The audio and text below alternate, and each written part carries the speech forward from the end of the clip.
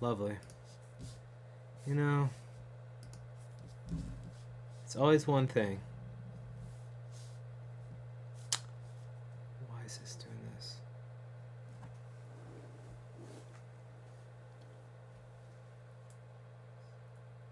Hello.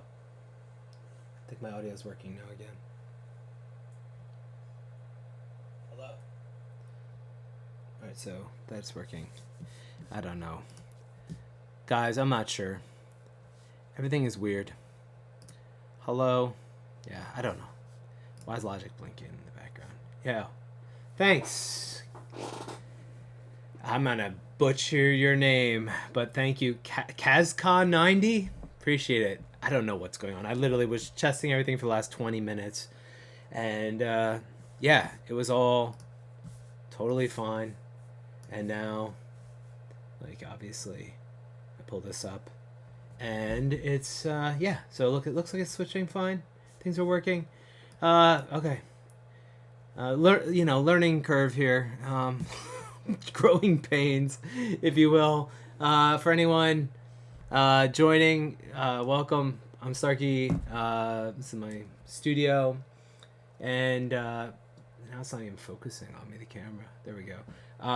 I've been doing some breakdowns of records, and this one is off of my forthcoming record, Vacuum State, which is out May 16th on Android's Dungeon Radio.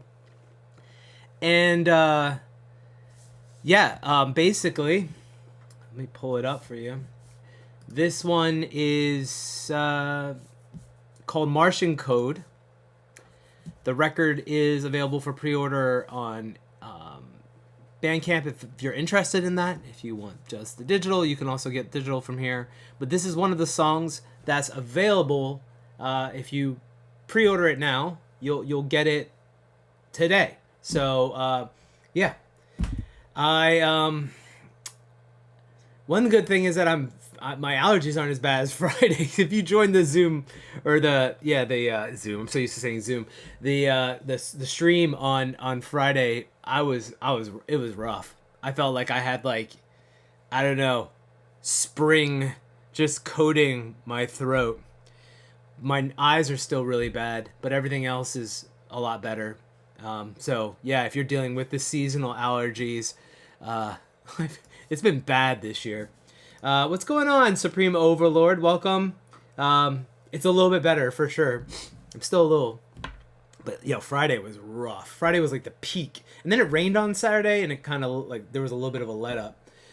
But anyways, so this is the record. This is the second breakdown. I have to keep this stream to an hour because someone's coming to my house at 2 o'clock. I didn't know this until yesterday, so we gotta jump right in. So this is the record we're gonna be looking at today. It's gonna be Martian Code. I will just tell you now that there will be another stream on Friday at 2 o'clock where we're gonna break down Burnt. So Burnt track 2 on the album will be on Friday at 2 o'clock. So I will put it out. I should start setting up some kind of like notification things on Twitch and YouTube as well.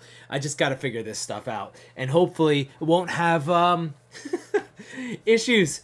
So I did jack up the volume on the audio from the DAW a little bit as well. I felt like it was a little quiet the other day. So let's hope this works as well.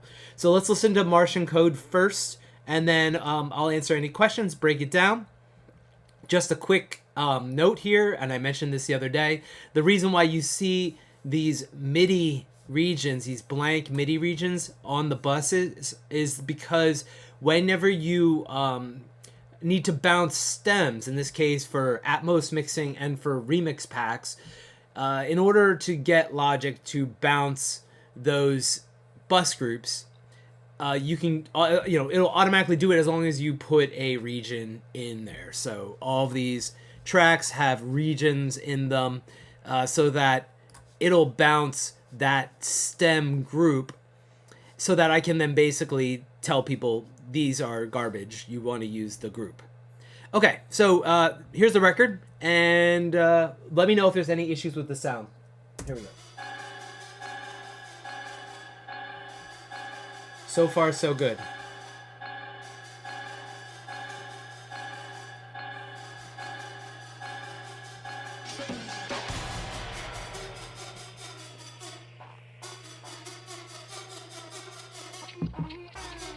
So this one's a lot different than Cannon's. This one's more like a trap 808 beat.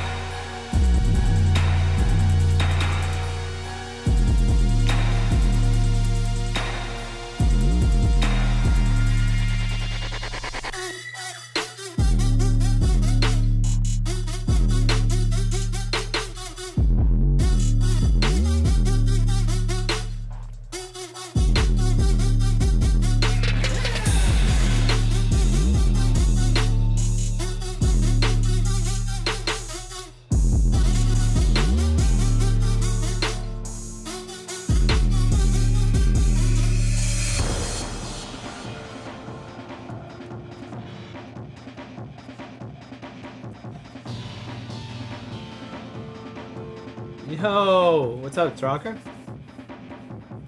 How you doing? We're just listening to the record right now.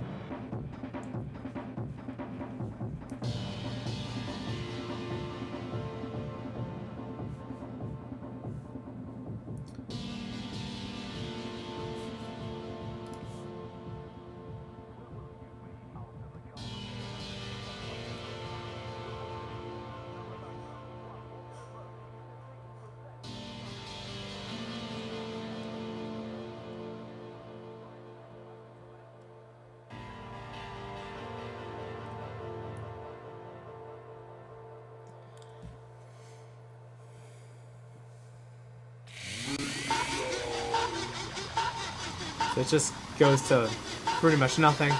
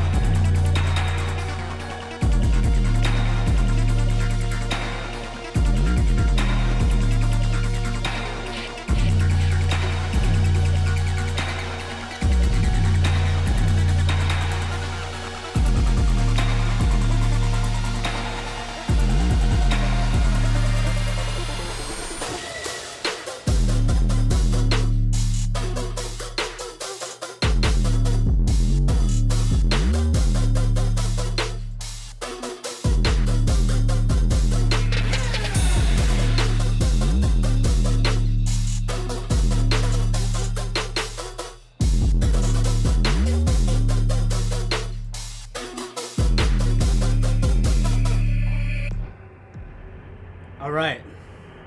So hopefully that sounded good. Hopefully you like the tune. But that's Martian Code. So yeah, it's a lot different than Cannon's. Honestly, thanks, banger alert.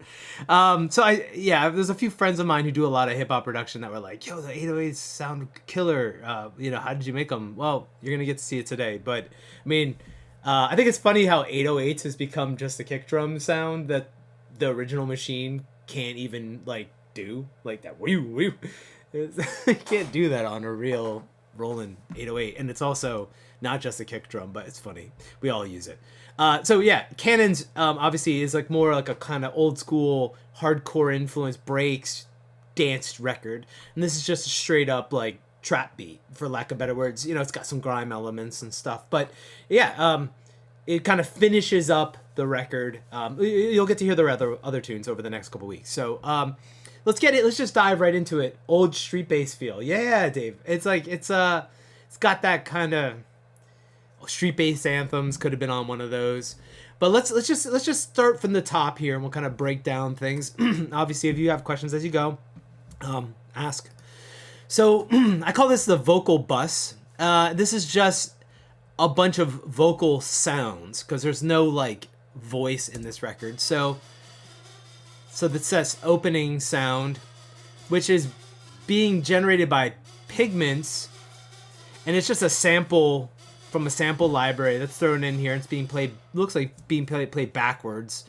And so I'm just using Pigments as a sampler, and then I've got a Pro Q, the Pro Q3. Obviously I have 4 now, but Pro Q3 was out when I made this record, and I have an OTT as well to just kind of smash it up a little bit. This modulator is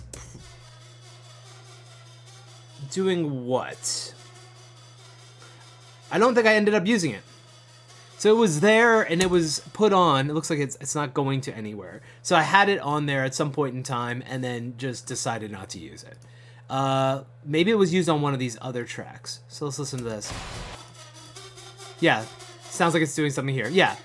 So this was probably a duplication of this. I made this element of the track first and then duplicated the production, the whole track by hitting this button here, and then changed and removed this modulation. So let's take a look at what this is doing. So this modulator here is an LFO that's basically,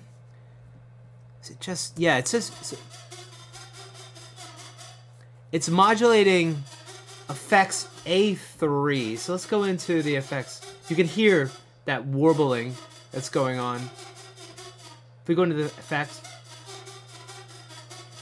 so it's modulating the decay. Do you see how the decay is moving non-stop?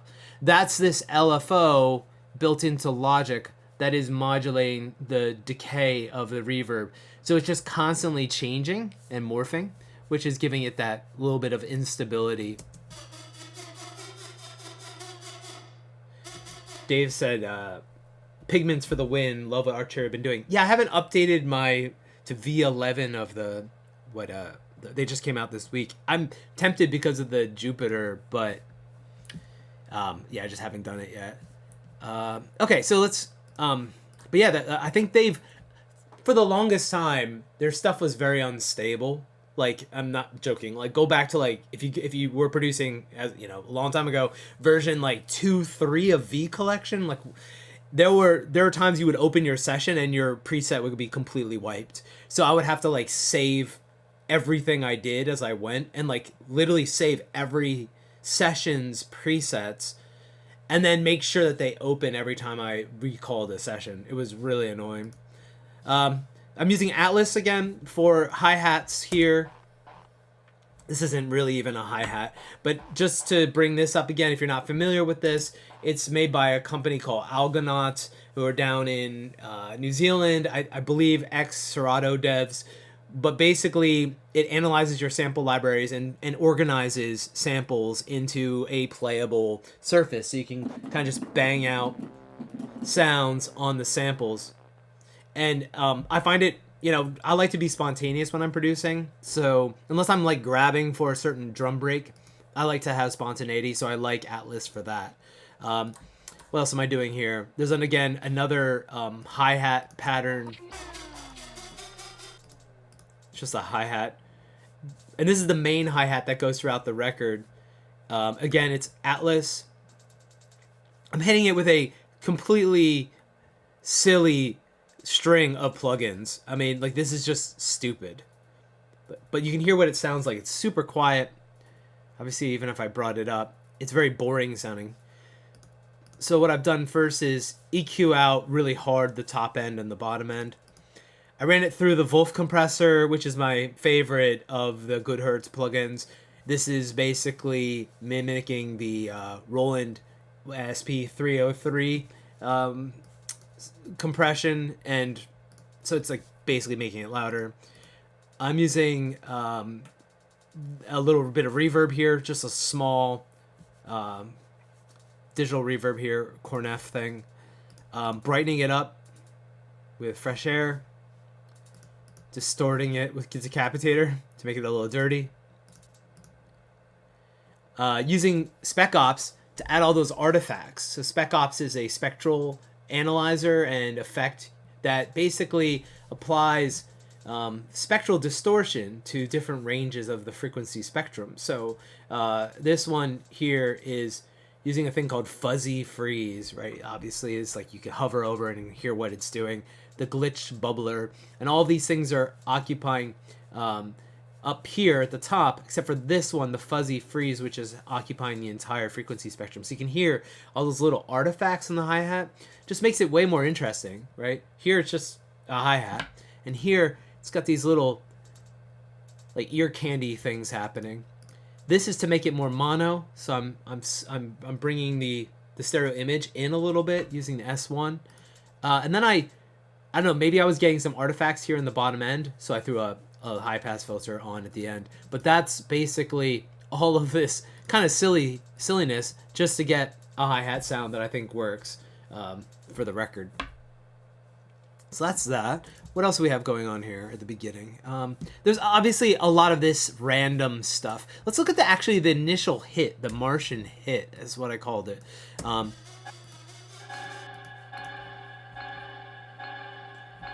Right? It's kind of got that old school horror movie, you know, stab sound going on. It kind of also feels a little bit like Psycho, you know, Bernard Herrmann's score for Psycho. It's got that sound. So this could have been a preset. I don't know. Oh, I grabbed it. So I threw a riser in. So this is just a sample library riser.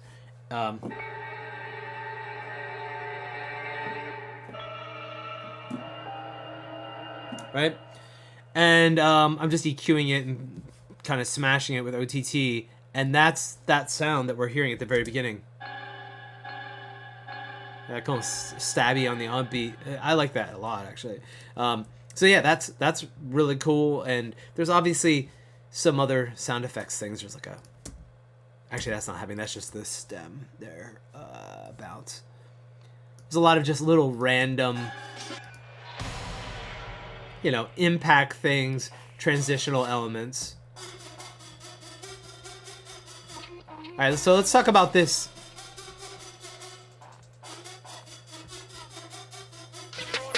So we have the vocal sound, right? And it's all about that inconsistency with the granular engine here and that modulator modulating the decay of the reverb. That's what's creating this inconsistency. You know, it's got that kind of like air horn-ish vibe to it, where it's like, wah, wah, you know, it's kind of plucking away, which I really like. All right, so let's get into the... Here we go.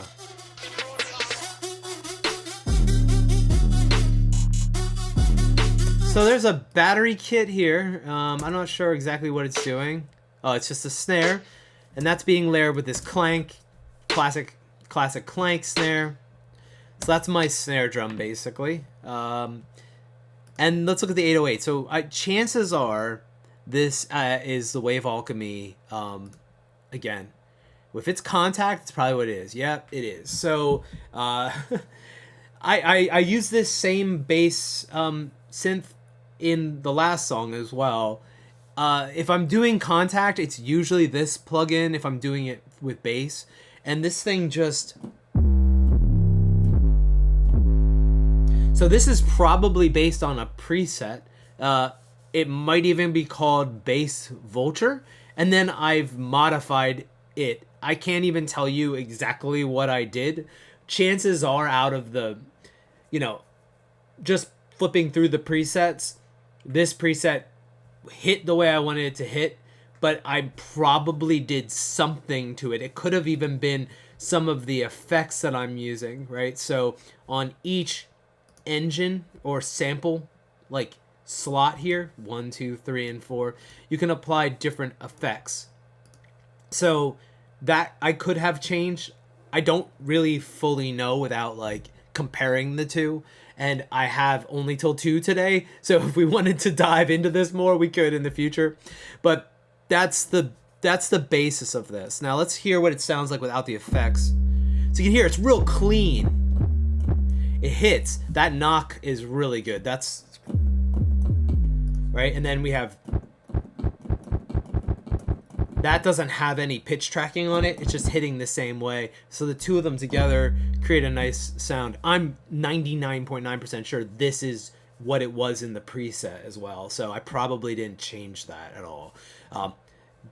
So then I had it going through Volcano. Now what Volcano's doing here is doing an envelope following to open up the filter. So you'll see that the filter is a low pass filter, and I've got an envelope follower which opens every time the note hits, right? So that's going to help open up the filter to let more of the frequencies through, and then start to tame it back so that we don't get as much ringing out of the sound. So it's going to like take off the top end.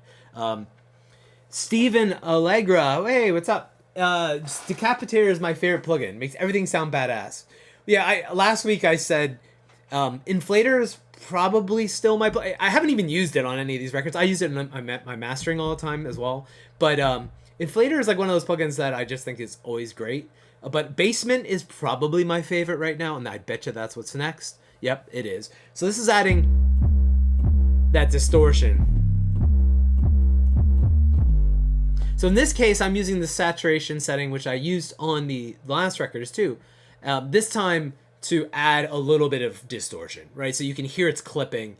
The strength is up relatively high. This already has a ton of bass energy in it. So I'm just basically hitting it and saturating it, distorting that bottom end. In the last record, Cannons, it was being used really to kind of just fill out the bottom end and not add distortion. But this time it is. And then I'm using the clipper. Again, it's LVC clipped max. I said what I said last week, but if you missed that one, I like this plugin a lot. It's made by like, from what I understand, like one person. The problem is it crashes the AU evaluator in Logic, so it shows up in your incompatible plugins, which is just kind of annoying. Now that you can search in Logic by typing, it makes it faster to get to it, but it's still just kind of annoying. It works though. Like I never have problems with this plugin. There's other plugins that I've had problems with, but the nice thing about this plugin is that it has 4 different kinds of clipping with mid-side and multi-band clipping. It's just very, very cool. So I'm hitting it with a hard clipper here, hard limiter, and yeah, just keeping the dynamic range down from everything else that's happening. Couple dB of clipping, and that's it. So it's meant to be distorted, right? Like if I didn't want it to be distorted, right? Still, it's hitting a little hard there. That's mostly me bringing out this sound. If I got rid of that, it's pretty clean. There's a little bit of distortion there, but you get what I'm saying. So I'm really trying to make it sound distorted on this record, to give you those overtones, those harmonics at the top end. So that's what's creating the 808 kick. And again, this Volcano, without it, do you hear that? You hear how it rings a lot longer? This is just that little subtle pulling back of the envelope. Using the envelope follower, it helps. And so it did that thing that it needed to do right there for me. So all right, so let's keep going here. So that's like the main bulk of the drop, if you will. Where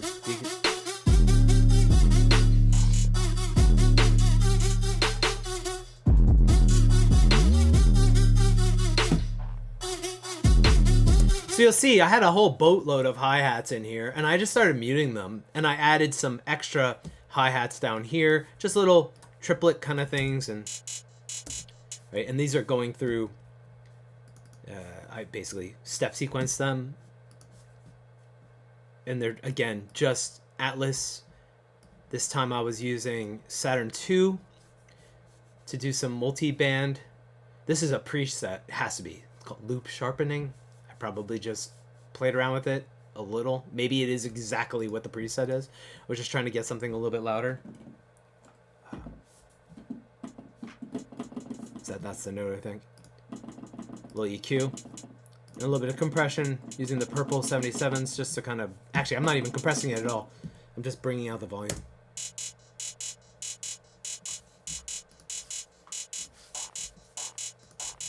Okay.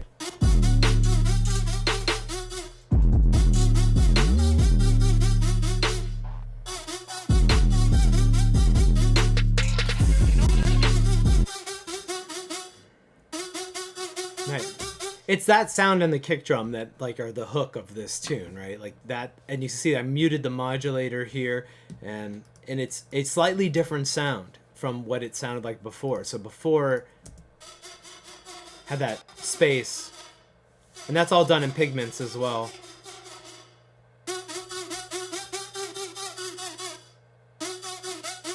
You know those growl? I mean, if you're listening on headphones or good speakers, you'll hear there's like a lot of growly artifacts. I left all that stuff in there, right? It's also being brought out by the OTT. I did roll off the bottom end. I bet you if I don't do that, it's gonna sound even nastier. Let's listen. Yeah, it's like in my headphones. Cleans it up a little bit. And again, it's just meant to be like almost like that air horn quality, right? That like rave stab thing.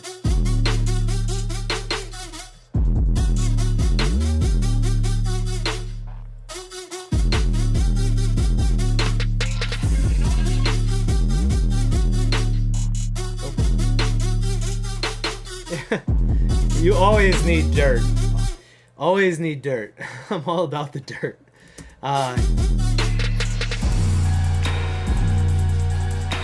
So I really like this sound here. So these hi-hats that come in, right? So if you look, let's look at this. Yeah, so this is on the same channel for Atlas, but it's just a different note. So I've got a different sample playing at that location, and it just changes up with all those plugins, right? It's really this is the main thing, the compression and the spec ops. If I take those out, right, it just sounds like a hi-hat, but you put those in,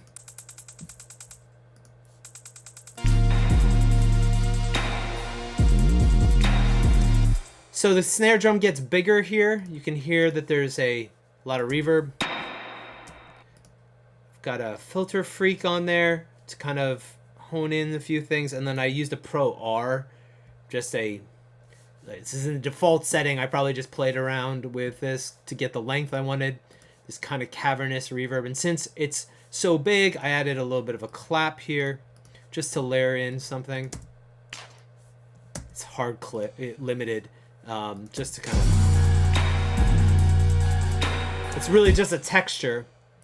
The Martian hit comes back in. It's the same track as before.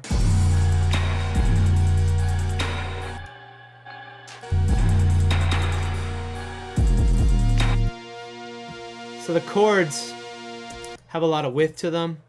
Speaking of Arturia, it's the OPXA, Oberheim. What do we got going on here? Some stereo detuning spread of the oscillators, so that's giving you that width.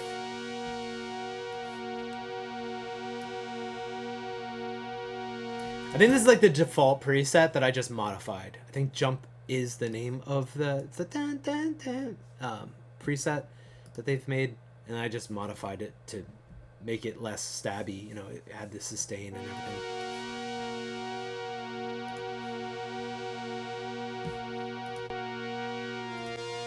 Really bringing out that top end, that resonance up there at the top.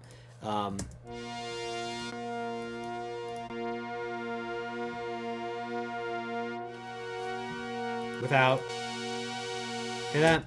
Just really pushes it forward. There's not a lot going on in this record, so I'm trying to make this take up a lot of space in the frequency spectrum. And yeah, let's listen.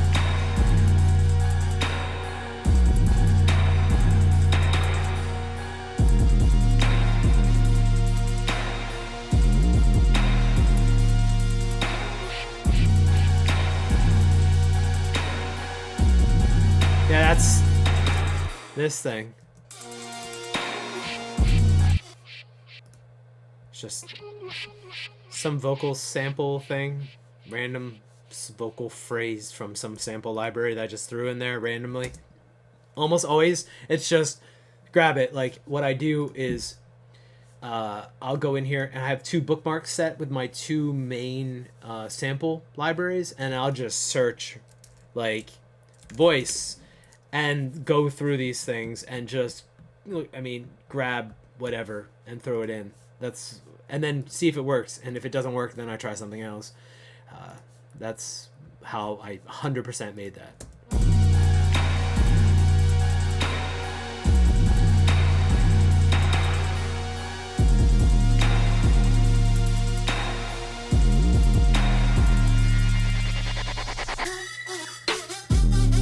I mean, the girl scream makes that drop, I think. Yeah. So it's right on the downbeat.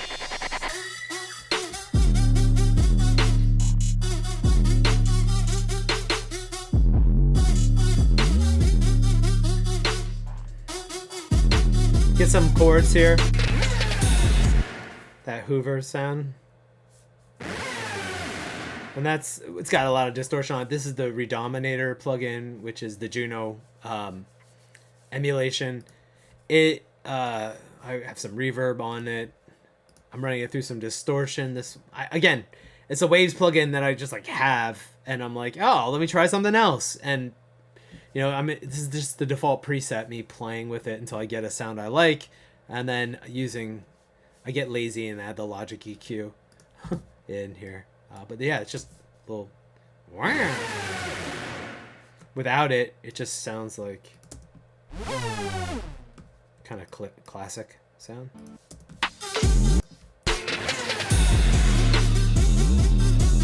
So we start to get the chords, right? And these are also the Redominator. To do those classic 90s rave sounds. What do we got going on here? Let me loop this around. Oh wow, that sounds a lot. So I'm really brightening it up, obviously. So this is the original patch, or whatever I made. This is an init patch that I made here. You can see there's envelope modulation here. Let's see if that's built into the track, or how I did that.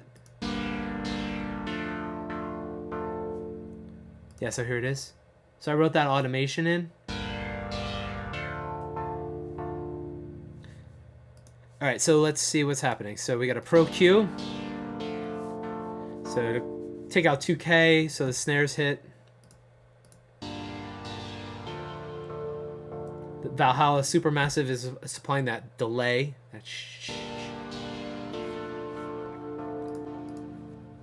OTT really pulled back, obviously, but with the low end pulled back just to brighten it up, make it a little bit more compressed. Oh, this is interesting. I used the Ocean Way Studios plugin to put it in a space, to put it in a room. That's pretty fun. And then I use an echo boy after that fact. It's add even more delay. This one's a longer delay, quarter notes. So that's.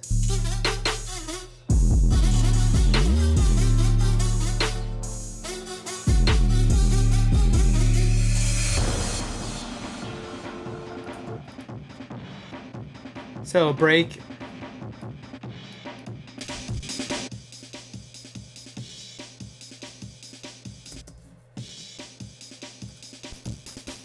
Again, I must have been on a kick trying out these waves distortions, and I use this like Bit Crusher sounding one. This is that filter station I mentioned last week with cannons as well. I love putting breaks through the filter station, using the resonance of the two different filters, and then applying saturation and sometimes feedback. In his case, FM as well. You can hear it's really distorted and breaking apart. But yeah, this just adds a lot of character. And it's adding a lot of gain too. Then I've got it going through basement to fill out some bass. Hear that? I probably should have that in front of the filter station for just signal path, but I didn't. I probably rolled off the bass with Volcano then. Yep. So I filtered it anyway, so I didn't really care. So I'm just adding a little bit of bass without it. Hear the difference? It's kind of mid-rangey. Kind of tames it up. It's cool. Without the distortion. Alright, so that's happening. Alien voices. Some random samples. Just going through them. Without.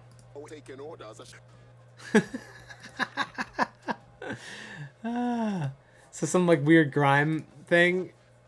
It doesn't sound anything like that.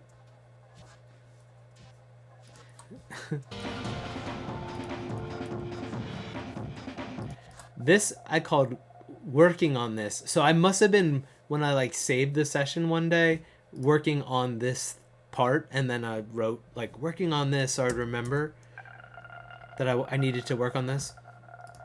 But this is basically just a little sweep using another vocal sample with the grain engine just to create that little transitional sound.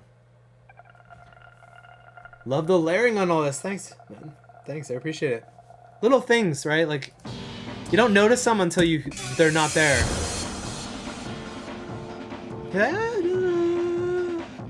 If it's not there, it feels like it's missing something. So just all these things kind of coming together. I obviously got rid of this. I muted it.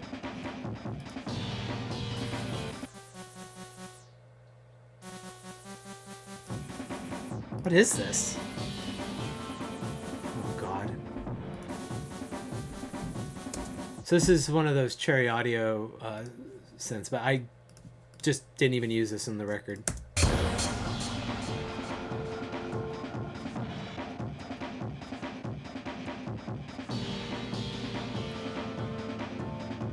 Yeah, it's all about the sum of the parts.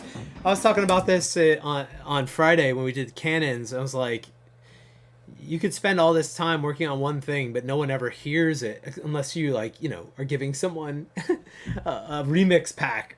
They're never going to hear all of these simple elements. Even if you had the world's best stem separator plugin AI thing, it's still going to lump a lot of these sounds together. It's not going to be able to discern certain elements of the sound and say, oh, that's a unique thing. It's all about how these things interact together. So yeah, this is just a big rave breakdown with the break filtering.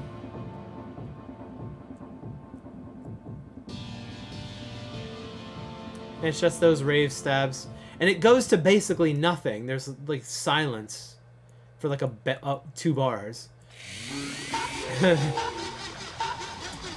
There's even some old pirate radio samples. playing in the background. My buddy Clyde hooked me up with some of that stuff actually when we were doing this record. This one, Clyde bought Ultra on Domo Doom. This is more jungle-y, like 160-ish BPM stuff, except for the last song. So if you want to hear us do like jungle with weird breaks and breakdowns, that's this record on Domo Doom from 2023, September 2023. Yeah. So again, a lot of random sounds. This giant riser. I'm doing this in pigments.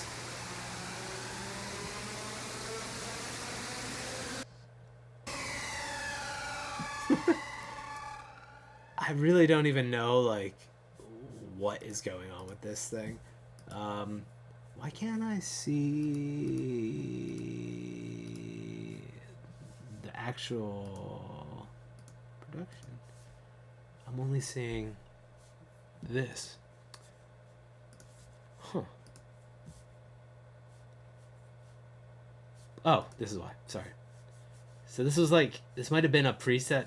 Yeah, I don't know. And I just threw it on. I may have changed something. I don't know. I had a distortion.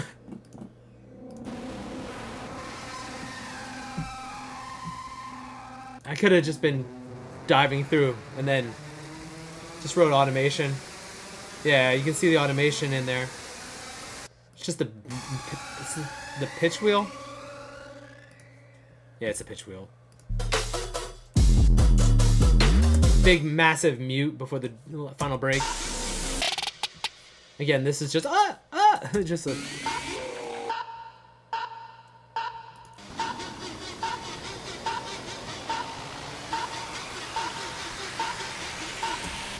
Hint of Shrimp. Thanks for joining. You said I listen to Prism damn near every day. Oh, cool. Thanks. Yeah, that track kind of had a little bit of a second life when they posted it in that All My Friends Skrillex whatever YouTube video, and I was like, oh, I guess I should put this out so people can hear it, because it was only literally on vinyl, because the A side of that record is a bootleg remix.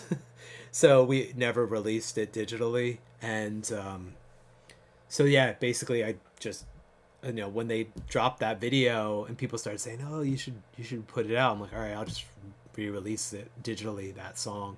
But yeah, the A side is like a bootleg remix. Supreme Overlord said, I have a hard time considering something jungle if it just has a DMBB and no bongos, congas, melodic percussion. Yeah,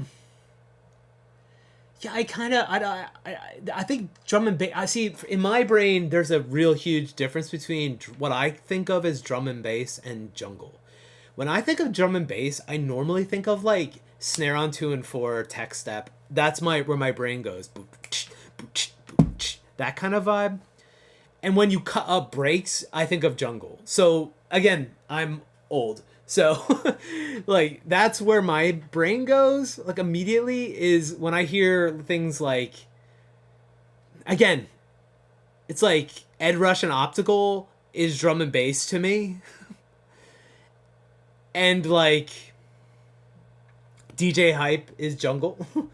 Like I don't know, it's and like it's just, again, this is my brain and my exposure. Like if someone tells you that Skrillex is dubstep, and then another person tells you like Lofa DMZ records are dubstep, your frame of reference are two different places. It's not that like either person is wrong.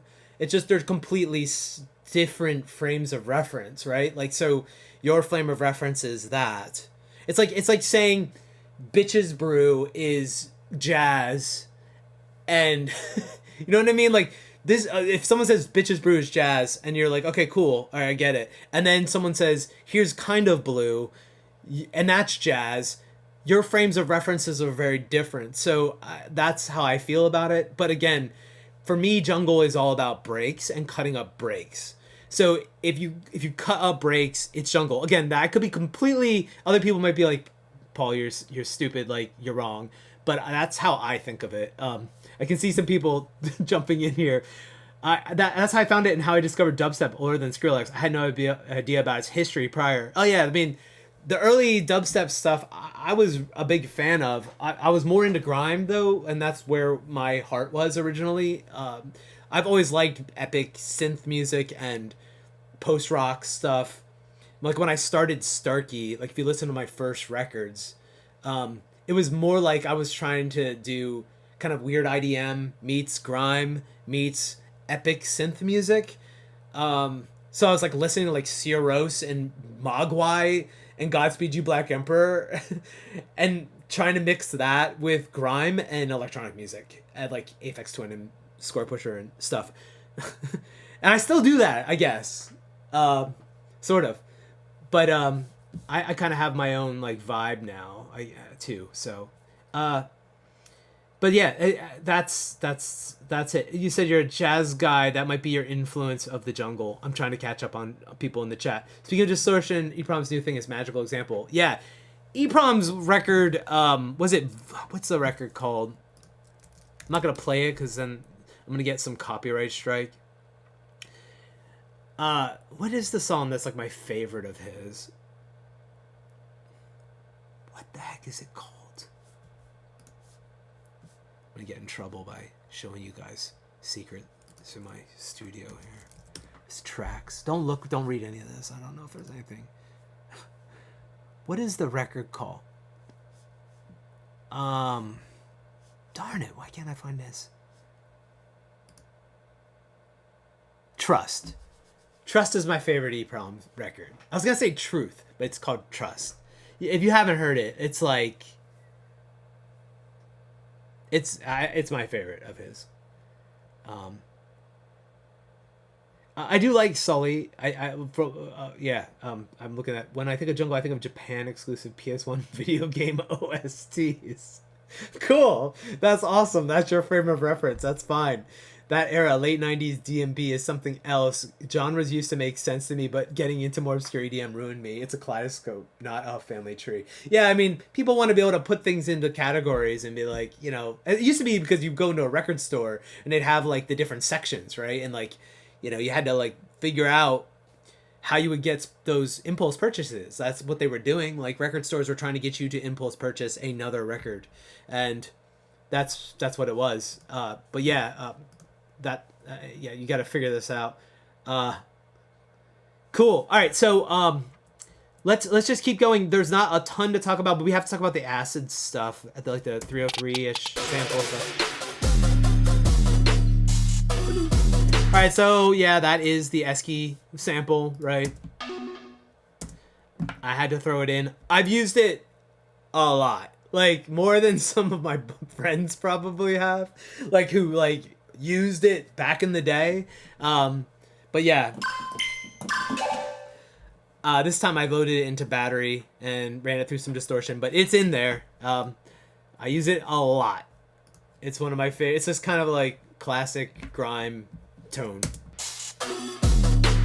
Let me say doo. Yeah, you can play it up there. Play it down here too. And I have the samples from the original like library, all of them. So I just threw it into battery basically and hit it with a little decapitator reverb.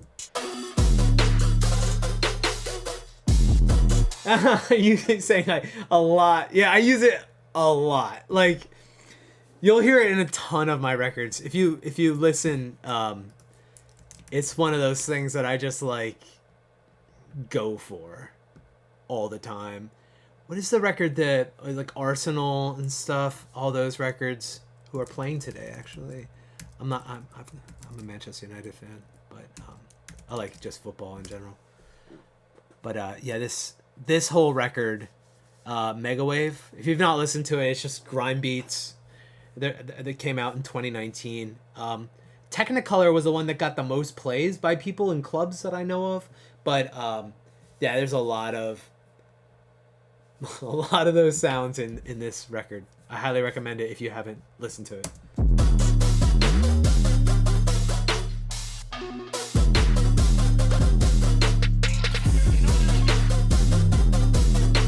Yeah, like every transition uses something different.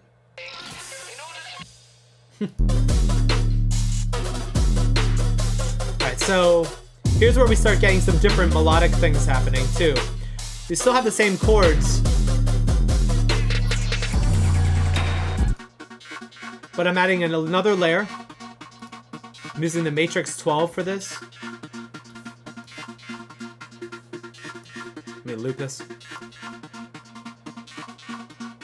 So this was some kind of preset that, again, if you have these plugins, feel free to look at the preset. It could be very close, or I could have messed with it. I just don't remember. This means that I did something, right? So I just don't know. But this is what's doing most of the motion, is Tantra 2. So if I get rid of all these plugins and just listen to what's happening, right? You can hear. This is just a held pad in Matrix 12. Hear a little bit of stereo width. And then Tantra 2 is doing that rave stab, that trance stab, trance gate thing.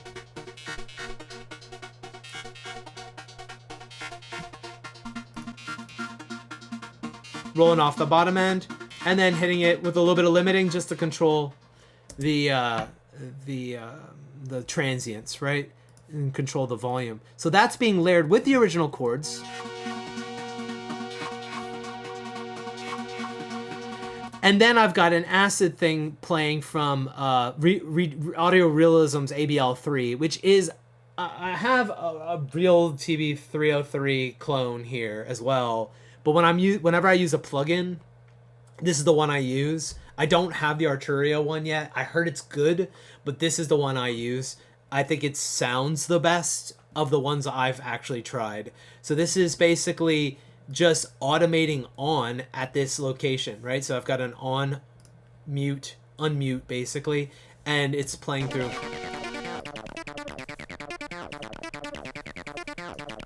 And it's just Pro Q.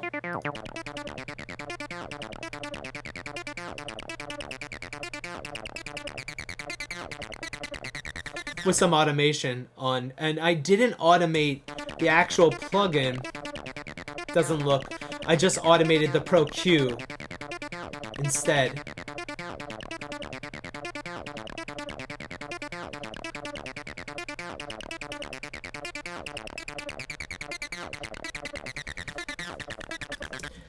Supreme Overlord said, so nobody agrees with me about melodic percussion in jungle. Yeah, that's fine. Like, yeah, that's Code 9 agrees with me.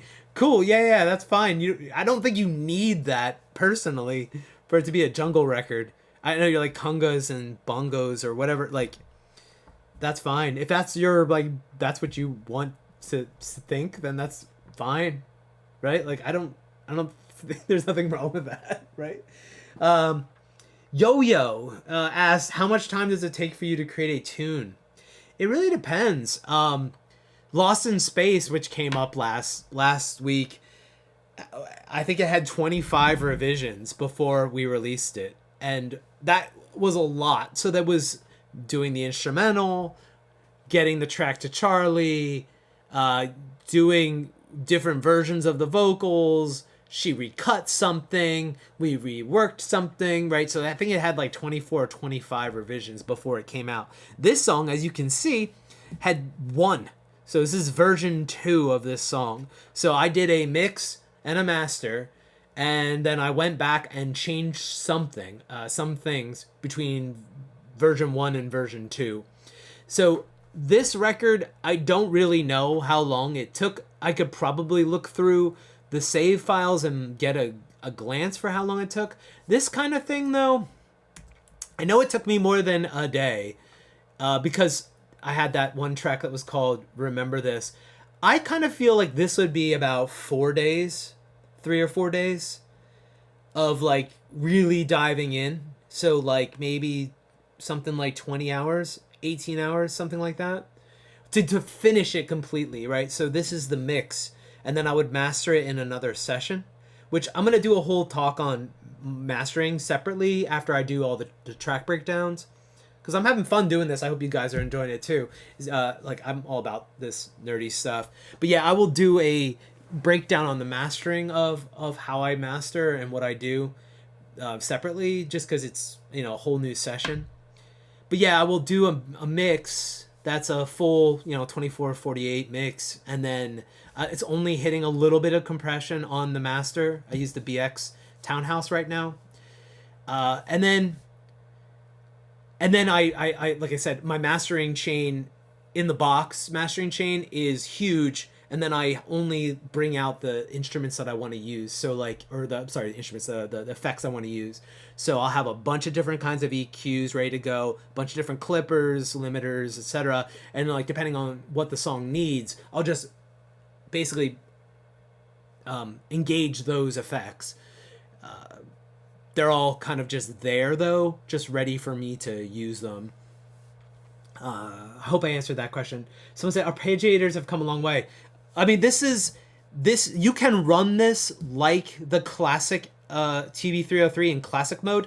I'm using the step. I think you're talking about this. I'm using the step sequencer mode just because it makes it easier to see the pitches and to program it. And you can look at the accents and up. It looks like a step sequencer, but you can switch it to classic mode and then see your classic TB303, which is just not the funnest thing to program, if I'm honest. What else? Lost in Space is timeless. Oh, thanks. Appreciate it. Yeah, that's one of my favorite records, for sure. Yes, mastering session, please. Yeah, Dave, we'll definitely do it. I'd like to do it like separately. My brain just correlates melodic percussion with jungle. That's fine. That gorilla vibe without the dub. Yeah, 100%. Just that. That's okay. No, I'm not gonna. I would never tell someone that they're wrong about something unless it was like, they're like, you used this, and I'm like, no, I didn't. I used this. They're like, no, you didn't. I'm like, no, I used this. This is literally what I used. That's the only time that you're like wrong about any of this stuff. It's just, if you enjoy the music and you share it with people, that's all that matters. Kaxka 90. Sorry if I'm pronouncing that wrong. When you create a song, do you already have an idea in your head that you will have to transfer to your DAW, or do you start with a blank slate and not know where you'll end up?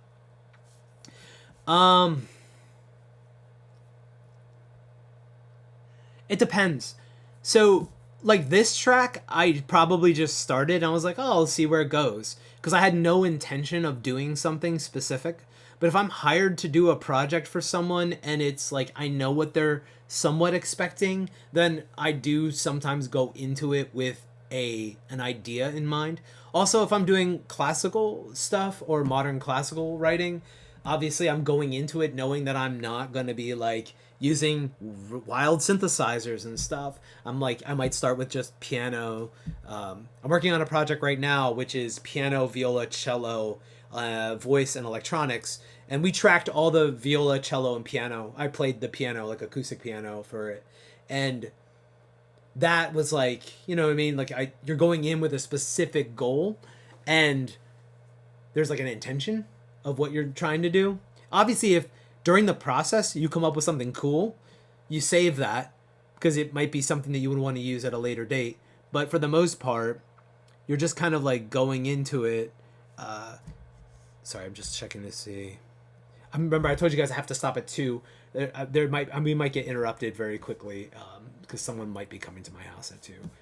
But anyways, I hope I answered the question. Like, a lot of times it depends on what it is. If there's a remix that I'm doing for someone and there's like somewhat of a vibe or feel that I know that person might be wanting from me, then I do go into it with some intention of making something that fits that vibe.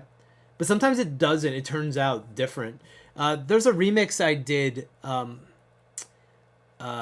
Sorza. If you haven't heard it, it started off almost like a jungle track. I could play you guys the original at some point in time.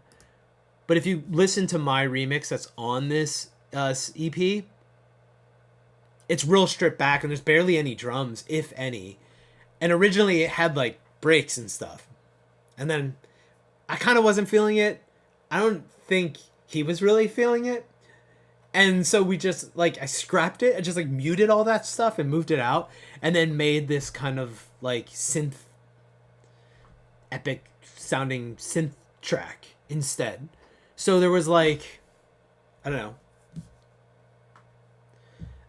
What you intended to do didn't work, right? Thanks. Hint of Shrimp, thanks. Lost in Space, it was 2011, 2012, something like that. A long time ago. All right. I think we're close to all the elements in this production.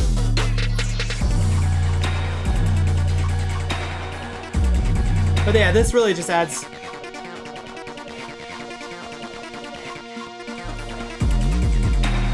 just that one little extra thing that, like, makes it interesting, right? Like, you're like, oh, I'm getting to this end of the song, and you hear that.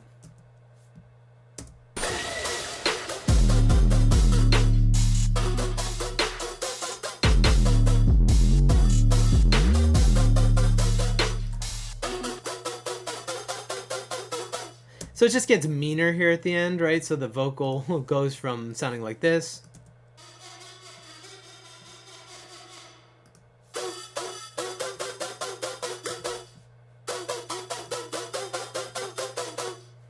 Probably using a different location in the sample, so it's just triggering that out.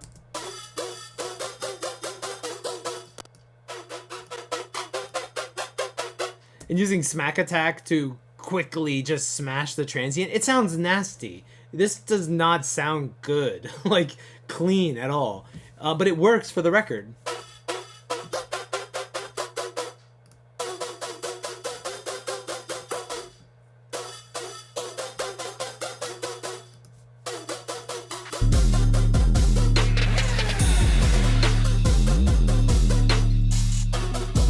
Little changes on the kick drum pattern as well.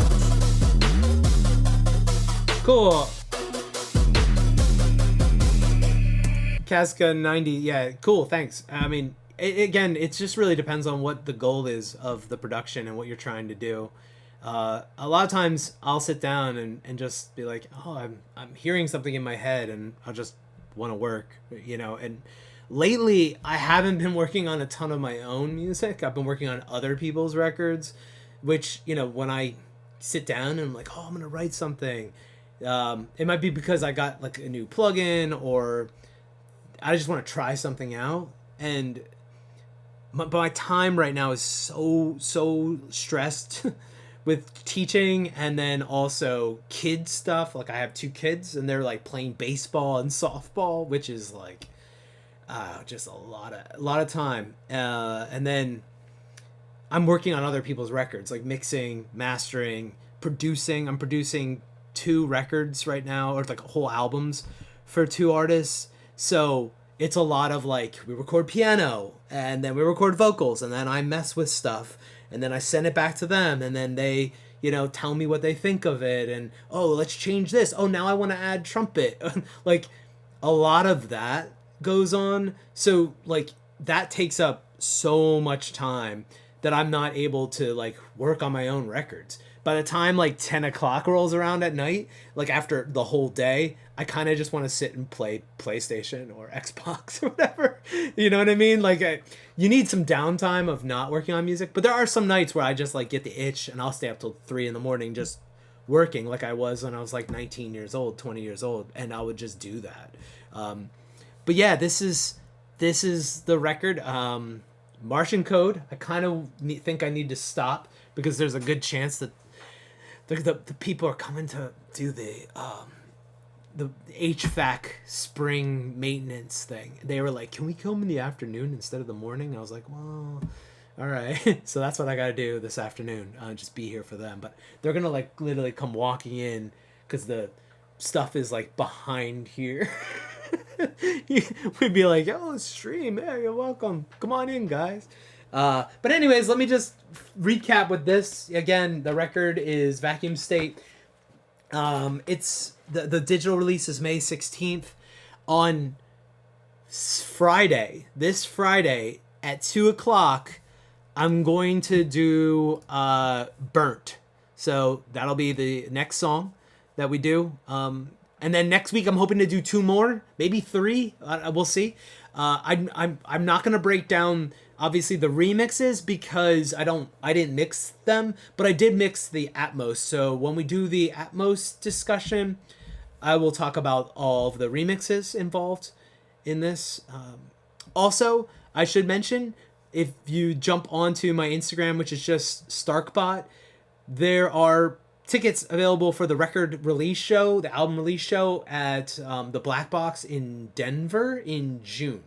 So if you want to come to that and you're in the Denver area, we're doing an album release party. Who else is playing? Sinistar's playing. I should know this off the top of my head.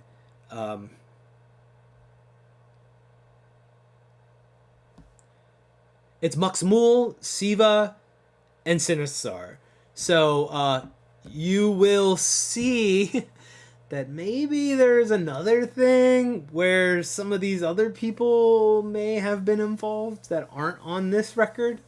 Friends of mine and just other people that I maybe had just mentioned. But yeah, so it's going to be Sinistar, Muxmul, Siva, and myself at the Black Box on June 13th. So if you're in the Denver area, tickets are available now. Yo-Yo said Denver's too far away. What about Europe? I do have a new agent. So if you know of promoters in Europe that are looking for, that are throwing events that I fit, have them hit me up or hit up my agent on the sly, Matt at On the Sly.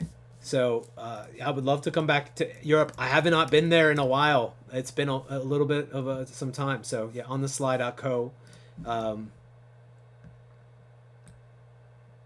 Yeah, so right here.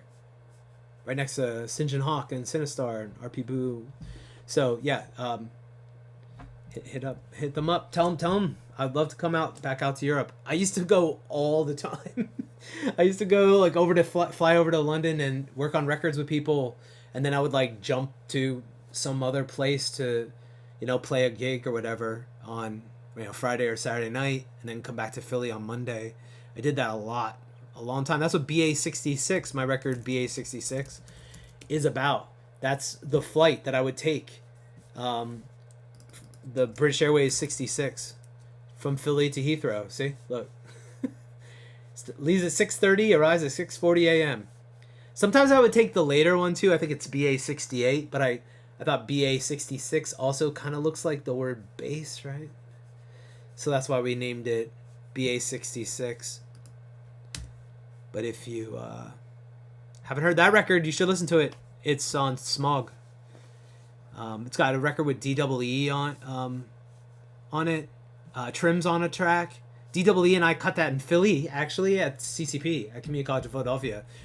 We cut that record. Trim and I did this in London. MIK did his track by himself. I sent him the track and he did it. And Coco and Shinobi, did I do that with them in Sheffield? I don't think I did. I think they cut that and then sent me the records. Or the tracks, I'm sorry. But, yeah. But that's the flight. One of the flights I used to take all the time to go over to London. All right, it's been fun, everyone. I didn't mean to rhyme, but I did.